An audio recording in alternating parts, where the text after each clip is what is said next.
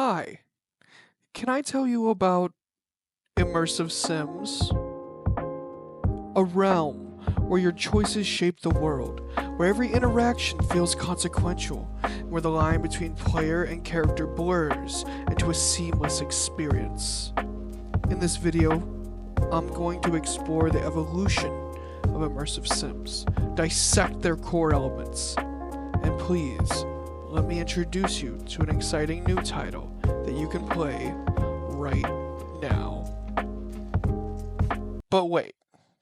First, to understand where we are today, we need to travel back to 1992, where the video game industry was on the cusp of a transformative shift. In 1992, gamers were deeply immersed in a diverse array of experiences that laid the groundwork for what was to come. Arcades were bustling with the likes of Mortal Kombat. Meanwhile, the Super Nintendo Entertainment System was capturing the imaginations of millions with The Legend of Zelda: A Link to the Past. On the Sega Genesis, Sonic the Hedgehog 2 continued the adventures of the speedy blue mascot.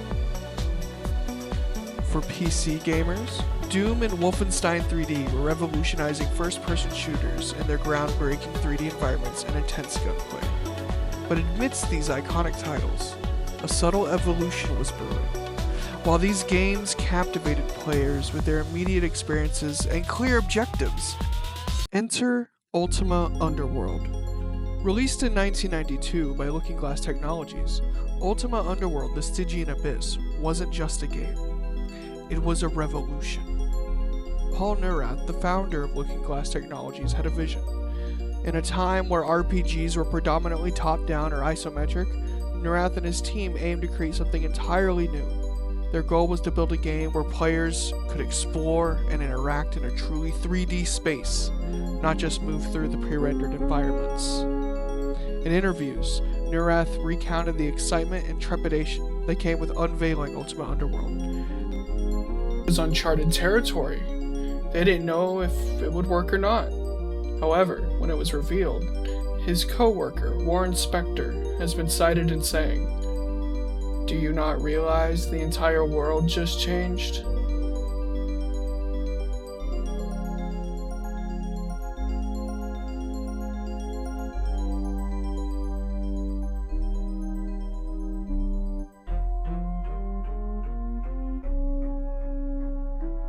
And then, 2 years later, the same company, Looking Glass Studios, released System Shock. Yeah, that System Shock. M'lady. A title that set a new standard for interactive environments. The game was revolutionary for its time. System Shock blended first-person shooter mechanics with elements of RPG and survival horror. Its cyberpunk aesthetic, complex environments, and innovative systems offered a glimpse into the future, where players could engage deeply with the game world. It wasn't just about surviving. It was about engaging with a world that reacted to your choices. Fast forward to 2000, and we encountered Deus Ex, a milestone in the genre developed by Ion Storm. This game took principles of System Shock and amplified them, introducing a complex web of narrative choices and branching storylines. Deus Ex was remarkable for its depth of character development and the freedom it gave players. In approaching objectives, you could choose to negotiate, hack into systems, or use brute force. Your decisions impacted not only the immediate outcome, but the overall trajectory of the story. This level of player agency was groundbreaking and established Deus Ex as a quintessential example of the immersive sim genre.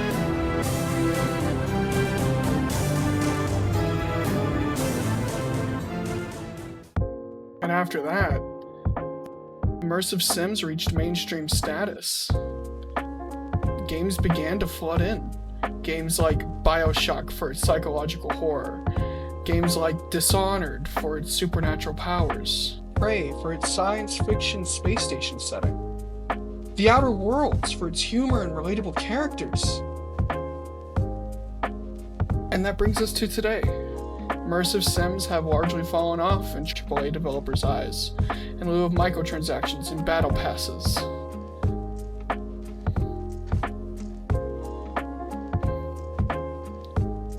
Indie devs, however, are keeping the genre alive. Today, there are more immersive sims than there have ever been. and I want to showcase to you a game that came out of nowhere, a game that really subverted my expectations, a game that surprised me with how much I truly enjoyed it.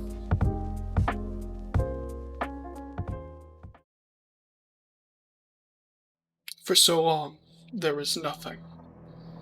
Then a vision flashes before your eyes. You see yourself walking. You are important. You are there for a reason. The watchdogs at the door don't acknowledge you as you enter the hyperchamber control room. You turn and see the thousands of fools at your whim. Your datapad glows your orders in your face. Time for another batch.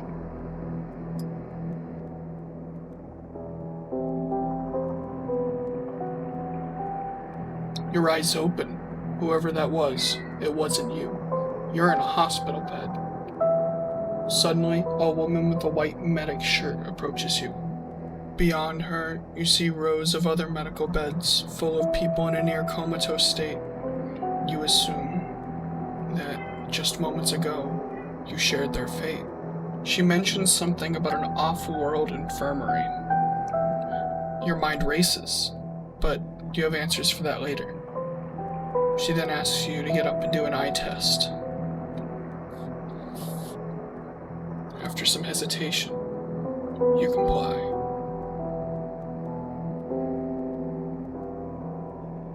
Afterwards, you're told to follow the blue line.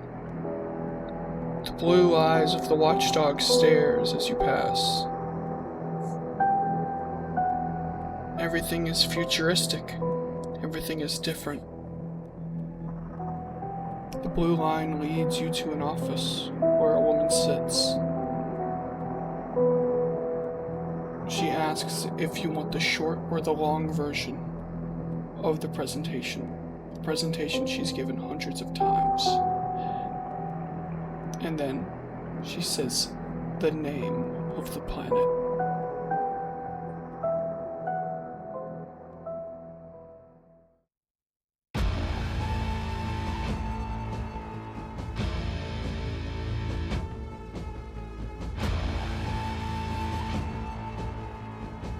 CORPUS EDAX.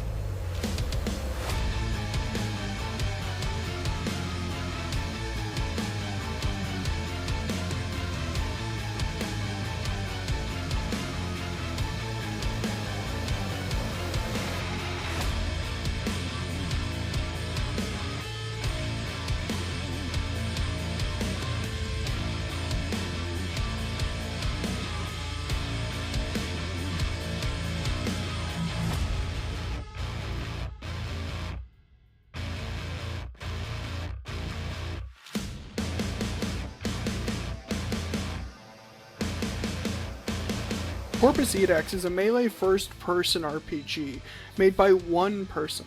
Everything you're seeing on screen now is made by one individual.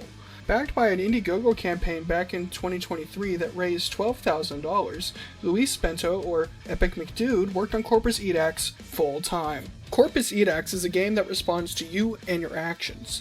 You can choose to sneak, fight, or talk through almost any situation. This is all based on the Agnes system. The Agnes system directly corresponds to your abilities and your know-how. You want to sneak past everyone, lockpicking everything you see and getting rich?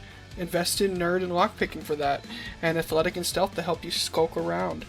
You want to talk your way out of everything? Allure is the skill for you. What about being a big burly monster that kills everyone with desk chairs?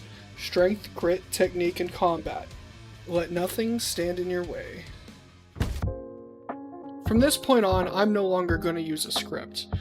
I'm just going to tell you how it happened. When I saw this game on YouTube, I had to play it. And play it I did. I think I beat the demo 4 times. And then I bought it, and I've beaten it twice now. I think it's a slept-on gem. I think this game has a lot of potential, and while it's not perfect, what game is? If we don't acknowledge the successes that creators make, I'm afraid they may stop creating. And that makes me really sad and scared. I think what Luis has made is beautiful. I joined the Discord and I was able to get an interview from Luis himself. I used a text-to-speech bot for his part because he's a busy man and wasn't able to get on call with me. And I understand. Thank you again for speaking to me. That'll be what comes next. Hope you enjoy. You're a solo dev, and that comes with its own challenges. How did it all start? What made you decide that this was something you wanted to do? Started as soon as I played my first video game. I was completely enamored by the technology and the interactivity. It might have been either Doom, Glider Pro on Makos 9, or a top-down racing game where you could do custom tracks, which I don't remember the name. I knew I wanted to make games as soon as I entered my mid-teens around 2010, and I had easier access to technology, like an okay computer and internet. I've been trying since then, but only around 4 years did I said to myself, I'm going to learn how to make video games and nothing is going to stop me except for myself. And I haven't steered off that goal ever since. Still learning, always learning. Has working with Steam been easy? Did it change how you were going to release the game or prioritize some things over others? Learning how Steam works isn't so bad these days. A bit overwhelming when you're just starting out, but the documentation is plenty and has been improving over time. Steam support is helpful as well. The only thing Steam has had an impact on the game's development is its focus on controller support. Now, with the Steam Deck out, they and the community are putting a bigger emphasis on playing PC games with a controller, which has shifted my focus from other things to work on that. So I played the HPS1 Jam game on itch.io. Had you made a game before, or is it the first thing you made to completion? The only game I made before the Jam version of CORPUS EDAX in 2021 was a horror light walking sim, which I made in 3-4 months as my first learning experience back in October 2020, called Building 847. I wanted to make a game and release it so I could both learn the Steam backend, learn Unity, and have a fully released game under my belt. Then, after that, I tinkered a bit with side projects so I could learn more about Unity, and in 2021, I tried my hand at making the Apes Own Jam version of CORPUS EDAX. I see a lot of Dark Messiah and Dishonored when I think about the game. What would you cite as your main inspirations?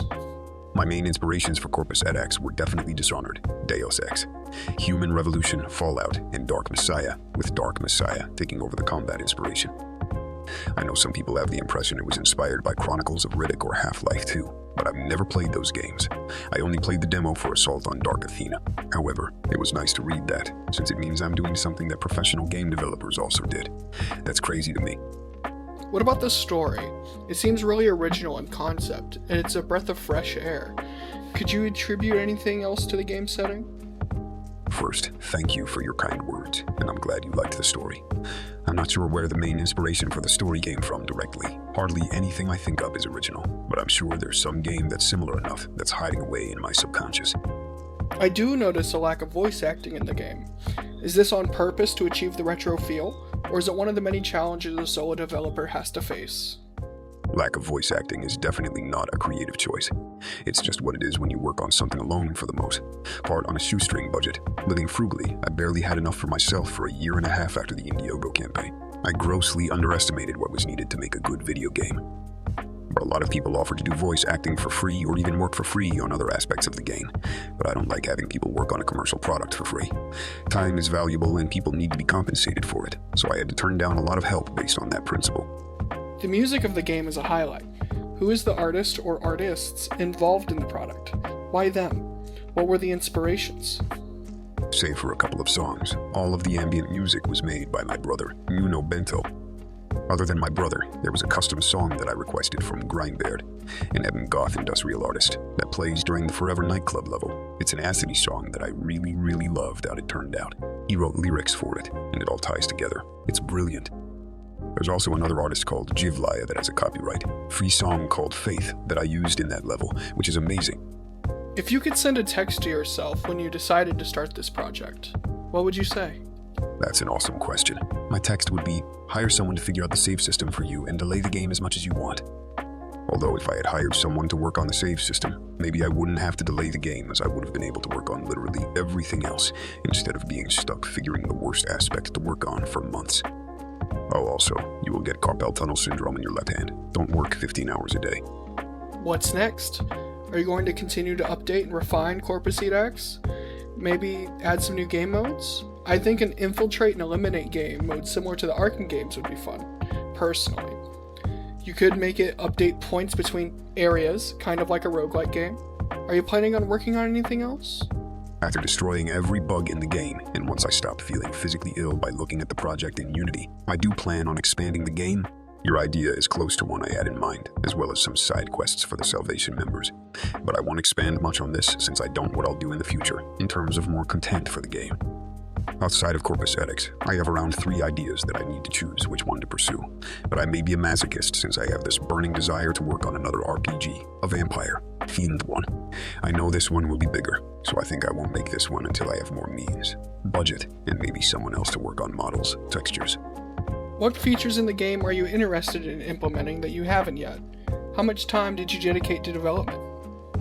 A feature I would like to implement, but was a bit afraid of it during all of development, was having unconscious guards wake up. It's simple on the surface, I guess, but there's so many variables to account for that. I'm afraid it would take weeks or months to get it right. Since I've been working on this incredibly foolish, ambitious project alone, I had to basically sacrifice my social life and free time. So the moment I wake up and get ready for the day is the moment I start working. Has been so every day for the past 2 years. I'm ready to take a break and have a life again now, though. And where can everyone find you? If anyone wants to know what I'm up to next, you can follow me on Twitter, Blue Sky, That Sky, and YouTube with Epic McDude. Thank you. Like I said before, I think this game is an underappreciated gem. I think it has a lot of charm, a lot of jank, but the jank, I believe, is on purpose. I believe it's part of the fun. I hope you give it a try. As a matter of fact, here. I hope you like the game. This isn't like any other video I've made. This took a lot of work. This took me over a week, where before I used to just mash the clips together and make memes, and this is something that I really enjoyed making. If this is something that you liked watching, please let me know in the comments. Leave a like, subscribe, all of it. Thanks again, Epic McDude, and I'll see you guys later.